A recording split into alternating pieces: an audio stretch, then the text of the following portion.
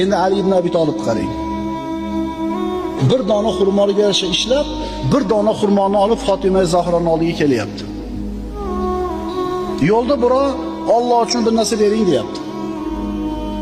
Allohning nomini o'rtaga qo'ygan uchun Ali roziyallohu anhu berdi. Chunki ishonchi aniqda, Alloh uchun bersa qaytishi. Alloh uchun berilgan narsa albatta qaytishligiga ishonch komil. Biz ham iymonimiz komil, lekin bitta ona bo'lsa bermaslikda, to'g'rimi? Ikkita bo'lsa ham mayli, bittasini berib, bittasini olib qolardik. Bir dona ya. Yana qaytarib o'taman, yarim kilo bo'lganda mayli ikkitasini berish oson. Bir dona olib berdi. Uyga qaytib keldi, onorsiz.